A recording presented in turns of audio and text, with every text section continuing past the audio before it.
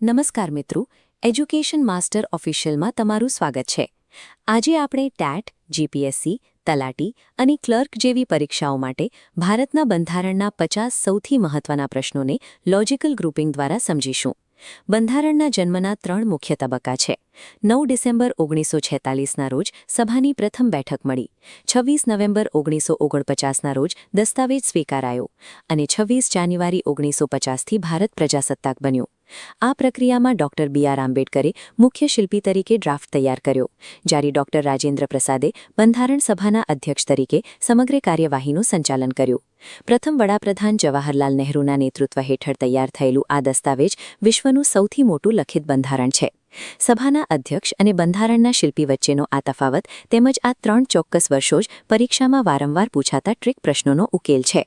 બંધારણનું માળખું 25 ભાગ, 470 અનુચ્છેદ અને 12 અનુસૂચિઓમાં વિસ્તરેલું છે. નોંધનીય છે કે આ દસ્તાવેજમાં પ્રથમ સુધારો 1951માં જ કરવામાં આવ્યો હતો. ભાગ 3માં નાગરિકોના મૂળભૂત અધિકારો છે, જેમાં અનુચ્છેદ 14 કાયદા સમક્ષ સમાનતા અને અનુચ્છેદ 21 વ્યક્તિગત સ્વાતંત્ર્ય અને જીવનના અધિકારની ખાતરી આપે છે. અનુચ્છેદ 32 બંધારણીય ઉપચારોનો અધિકાર આપે છે. ડોક્ટર આંબેડકરે આ જોગવાઈ વિના બંધારણને શૂન્ય ગણાવી તેને બંધારણનું હૃદય તરીકે ઓળખાવ્યું હતું. આયર્લેન્ડ પાસેથી લીધેલા માર્ગદર્શક તત્વો ભાગ 4માં છે, જ્યારે 1976ના 42માં સુધારા દ્વારા ઉમેરવામાં આવેલી 11 મૂળભૂત ફરજો ભાગ 4Aમાં સ્થાન પામી છે. ભાગ અને અનુચ્છેદ એ દરેક જોગવાઈનું ચોક્કસ ભૌગોલિક સરનામું છે. આ ક્રમાંકિત માળખું સ્પષ્ટ હોવાથી 4 વિકલ્પો વચ્ચેનો ભેદ પારખવો સહેલો બને છે. નવી દિલ્હીમાં સ્થિત સંસદ 2 ગૃહોની બનેલી છે. લોકસભાના પ્રતિનિધિઓ 5 વર્ષ માટે ચૂંટાય છે, જ્યારે રાજ્યસભા કાયમી ગૃહ છે, જેના સભ્યો 6 વર્ષનો કાર્યકાળ ભોગવે છે. 5 વર્ષ માટે ચૂંટાયેલા રાષ્ટ્રપતિ આ શક્તિના કેન્દ્રમાં છે. તેઓ જ વડાપ્રધાન, રાજ્યોના રાજ્યપાલો અને સુપ્રીમ કોર્ટના મુખ્ય ન્યાયાધીશની નિયુક્તિ કરે છે.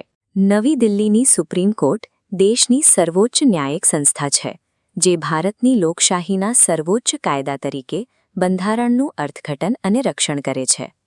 આ માળખું 28 રાજ્યો અને 8 કેન્દ્રશાસિત પ્રદેશોમાં વહેંચાયેલું છે, જેમાં ગુજરાતનું વહીવટી મથક ગાંધીનગર છે અને ન્યાયિક મથક અમદાવાદમાં આવેલી હાઈકોર્ટ છે. રાષ્ટ્રપતિથી શરૂ થતી આ નિમણૂકો અને સંસદનું માળખું સમગ્ર દેશના વહીવટીતંત્રને એક નિશ્ચિત પદાનુક્રમમાં જોડે છે. હવે રાષ્ટ્રીય ઓળખના ચિહ્નો જોઈએ.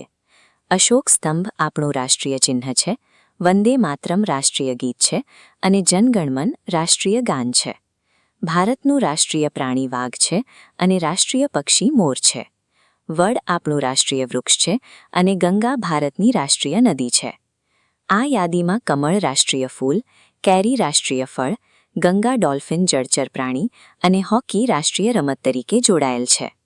આ 50 તથ્યો બંધારણના એવા પ્રશ્નો છે જે વારંવાર સ્પર્ધાત્મક પરીક્ષાઓમાં પુનરાવર્તિત થાય છે. ઝડપી રિવિઝન માટે આ વિડીયોને સેવ કરી લો અને વધુ સચોટ તૈયારી માટે એજ્યુકેશન માસ્ટર ઓફિશિયલ સાથે જોડાયેલા રહો. ધન્યવાદ.